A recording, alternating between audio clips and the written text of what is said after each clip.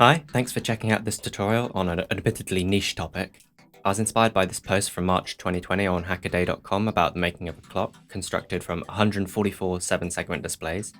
If you don't know what I mean by a 7-segment display, you've definitely encountered them, maybe on a watch, a clock, or a radio, but you probably just haven't heard the term.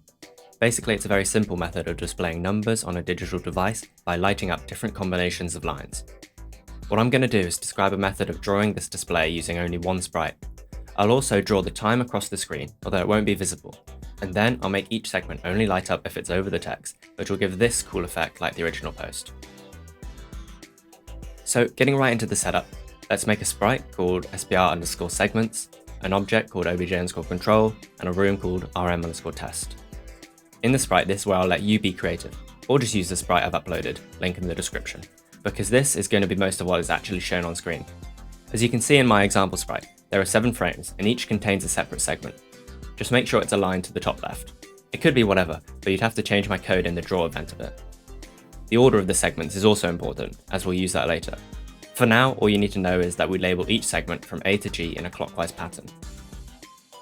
Now the room can be any size, but bear in mind you probably want all your displays to fit in exactly. The inspiration clock has 144 displays arranged in a 24x6 grid, so I'm going to do the same. If my sprite is 32 by 52, then my room size needs to be 32 times 24 by 52 times 6, which is 768 by 312. To finish here, just place obj_control wherever you want in the room. I'll also make a font. This will be the font of the clock, and even though it's going to be displayed using 7-segment displays, it will hopefully be clear what font was originally used. It can literally be whatever you want, but I'd recommend it's large enough to fill most of the screen. In the object, just create 2 events, a create event to initialize variables, and a draw event to draw everything to the screen. First up, in the create event, we only need to initialize 2 variables. First, we're going to make a surface to draw the time onto. For those who don't know what a surface is, everything you normally see on screen is drawn onto the application surface, basically the main one. But you can, if you want, draw things to your own surface which you can treat differently. For our use, we just won't display our surface so the text isn't shown. Next, we just need a variable to store the color of the text. This can be whatever, it just needs to be different from the background so that when we check what color is at a certain pixel, we know if it's the text or not. Finally, we'll move on to the draw event, which isn't too complicated but does need some explaining. First of all, let's check for the case that our surface has accidentally been destroyed by something like the window being resized. If that has happened, just recreate the surface as we did in the create event. Now we'll set the target surface to our created surface, which means we're now drawing onto that surface. And we're also going to clear the screen, basically reset it to blank, so that when the time updates, the old time won't still be displayed. Next, let's set up all our text options. We just need to set the font to the one we created, set the color to the color variable in the create event, and then I've chosen to align in the center of the screen. And we'll make 2 variables to store the string values of the current hour and minute for later use.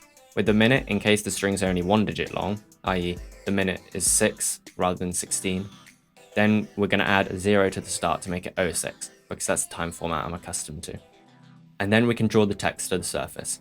I'm drawing it to the center of the screen with room width over 2 and room height over 2, and adding a colon in between the hour and minute strings. I'm also offsetting the center by negative half the width and half the height, which just fixes the errors that occur when working with such an odd grid shape and size. Now that we're done with the clock text, we can reset the surface target back to the application service. I'm now going to create the function onText, which takes an X position and a Y position and returns whether or not the color of the pixel at that position is the same as the color of the clock text. This basically tells us if that position is over the text we drew. Now this method isn't ideal because surface_getPixel is a pretty slow function, but it is very easy to use.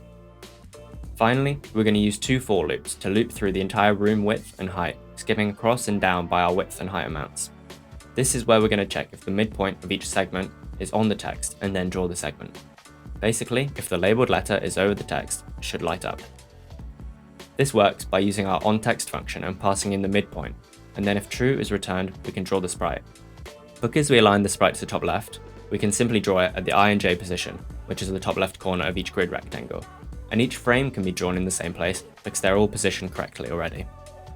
Now just repeat this for each midpoint and pass in the correct frame to draw. Now that we're done, let's test our work.